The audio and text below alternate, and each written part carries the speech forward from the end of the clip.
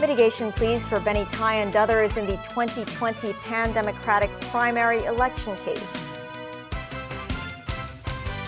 The Chang'e 6 lunar probe returns to Earth with soil samples collected from the far side of the moon. And WikiLeaks founder Julian Assange on his way to enter a plea deal with the U.S. government.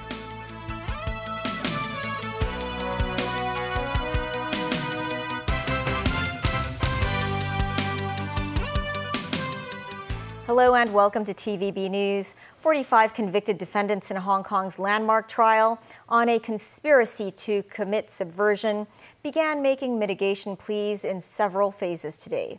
Defense counsels representing legal scholar Benny Tai said their client was not a principal offender and suggested a sentence of 2 years in prison. This, as the prosecution stressed, organizers of the crime must receive a harsher sentence, but agreed to reducing the penalty for Au Nok Hin, Andrew Chu, and Ben Chung after they earlier assisted the prosecution. Timothy Lee has our top story. Benny Tai, Au Nok Hin, Andrew Chu, and Ben Chung, 4 organizers who pleaded guilty in the conspiracy to commit subversion trial, as well as activist Guo Deng-en, were brought to the West Kowloon Magistrates Courts earlier today. The court will first tackle the legality of the sentencing of the defendants.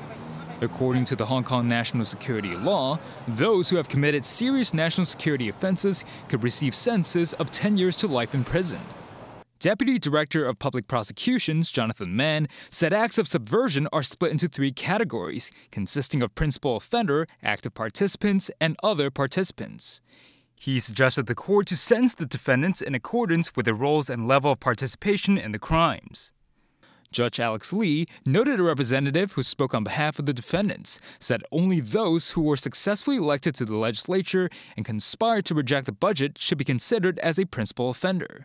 The prosecution rejected the statement. Meanwhile, the prosecution said Au Nok Hin, Andrew Chu, and Ben Chung, who previously served as prosecution accomplice witnesses, could receive lighter sentences. The defense lawyer for legal scholar Benny Tai said Tai should receive a starting sentence of 3 years imprisonment, which could be reduced to 2 years from his guilty plea. Among the 47 activists charged in the national security trial, 31 pleaded guilty. Timothy Lee, TVB News. A 29-year-old man was arrested on suspicion of writing words with seditious intention on the back of bus seats. His mention hearing was held in West Kowloon Magistrates Courts this afternoon. The man was arrested in Chung Kwan O on Sunday. He was charged with 3 counts of doing with a seditious intention an act or acts that had a seditious intention, and 2 counts of destroying or damaging property. The defendant was said to have written words with seditious intention on the back of bus seats on 3 occasions between March and April. The man did not apply for bail. The case has been adjourned until August. Chief Executive John Lee said the government has no imminent plans for political reform after the completion of Article 23 legislation. He stressed he will focus on strengthening the city's economy for the rest of his tenure as CE. Speaking before the Executive Council meeting today, John Lee said political reform is not the priority of the administration, adding that the completion of Article 23 legislation was a constitutional duty. He noted authorities will now place an emphasis on improving the economy, development, and people's livelihoods. The CE also mentioned he will travel to Guangzhou on Thursday to attend the 24th Hong Kong-Guangzhou Cooperation Joint Conference. He will be accompanied by top officials, including the Chief Secretary for Administration and Secretary for Justice. The Chang'e 6 lunar probe returned to Earth earlier today after accomplishing its historic task of collecting the first soil samples from the far side of the moon. The space module landed in the Inner Mongolia region. President Xi Jinping congratulated members of the moon mission, adding that he looks forward to the team's work in further exploration of space. Timothy Lee reports. At 1:22 this afternoon, the Chang'e 6 lunar probe's orbital module and return capsule completed their separation at around 5,000 kilometers above the southern Atlantic Ocean. Carrying the first soil samples from the far side of the moon, the return capsule gradually descended to the ground at the Dorboard Banner and the Inner Mongolia Autonomous Region with the help of a parachute. Search teams were deployed to secure the space module. Some research personnel used devices to ensure the return module was safe for contact. The Chang'e 6 probe took off on May 3rd and landed on the far side of the moon on the 2nd of this month, where it collected various samples from the South Pole Aitken Basin. Zhang Kejian, director of the China National Space Administration, hailed the success of the landing.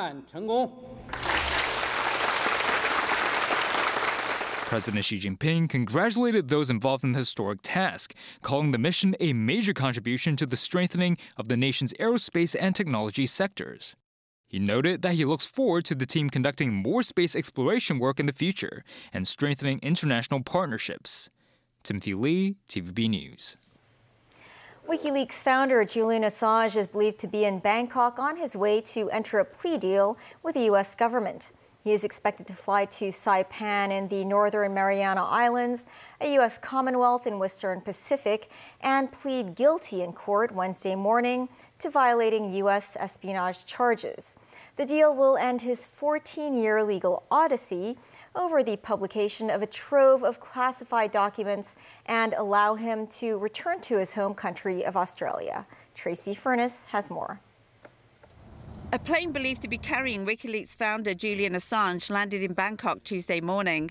Assange left a British prison on Monday where he had spent the past 5 years and is due to appear in the US federal court in the Northern Mariana Islands Wednesday morning local time. Assange is expected to plead guilty to an Espionage Act charge of conspiring to unlawfully obtain and disseminate US classified national defense information. The guilty plea, if approved by a judge, will bring an end to a criminal case of international intrigue and to the US government's pursuit of the publisher, whose hugely popular secret-sharing website made him a celebrity among many press freedom advocates. They say he was doing his job as a journalist to expose US military wrongdoings. The plea deal also spares Assange from additional jail time. Australian Prime Minister Anthony Albanese welcomed the developments in the case of Assange. The government is certainly aware that Australian citizen Mr Julian Assange has legal proceedings scheduled in the United States. While this is a welcome development, we recognise that these proceedings are crucial and they're delicate. I've been very clear, as both the Labor leader in opposition but also as Prime Minister, that regardless of the views that people have about Mr Assange's activities, the case has dragged on for too long. There's nothing to be gained by his continued incarceration, and we want him brought home to Australia.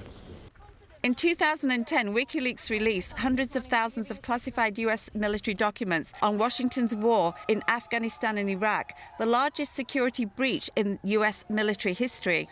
In the same year, he was arrested in Britain on a European arrest warrant after Swedish authorities wanted to question him over sex crime allegations. He fled to Ecuador's embassy, where he remained for 7 years to avoid extradition to Sweden. The allegations were later dropped. Assange again made headlines in 2016 after his website published democratic emails that prosecutors say were stolen by Russian intelligence operatives. Assange was dragged out of the embassy in 2019 and jailed for skipping bail. The Justice Department's indictment, unsealed in 2019, accused Assange of helping US Army intelligence analyst Chelsea Manning steal diplomatic cables and military files that WikiLeaks published in 2010. Prosecutors accused Assange of damaging national security.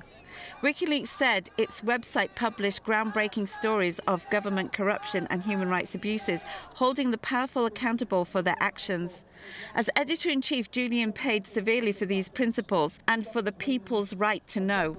Last month, Assange won the right to appeal a US extradition order after his lawyers argued that the government provided inadequate assurances that he would have the same free speech protections as an American citizen if extradited from Britain. Tracy Furness, TVB News. As the Korean Peninsula marks 74 years to the day since the start of the 1950-53 Korean War, tensions are rising between the North and South. Balloons carrying plastic bags full of rubbish landed once again in South Korea. The South marked the anniversary of the war with a ceremony where the flags of their allies were displayed. Veterans were honored. South Korean President Yoon Suk-yeol and First Lady Kim Kyun-hee were shown singing the national anthem. Yoon gave a speech in which he called North Korea's balloon activities a despicable and irrational provocation. He said South Korea will maintain a firm military readiness to repel any provocations by North Korea. China's ambassador to South Korea, Xing Haiming, inspected the site of a fire at a lithium battery factory that killed 23 people, including 17 Chinese and 1 Laotian. Xing reportedly expressed his condolences to the victims during his visit to the fire-damaged factory Monday. Most of the workers were hired temporarily at the plant, packing primary lithium batteries. The plant is run by South Korea-based Aerocell, which is majority owned by S-Connect. The CEO of Aerocell apologized on Tuesday, but said the company had complied with all required fire safety precautions and training. Firefighters with search dogs combed the gutted structure in an industrial area southwest of the capital, Seoul, and found the last person who had been unaccounted for, raising the death toll to 23. The blaze was likely triggered by exploding lithium batteries. Still ahead, Britain's Princess Anne in hospital after suffering a head injury and concussion. And historical French fashion to go on display at the Palace Museum.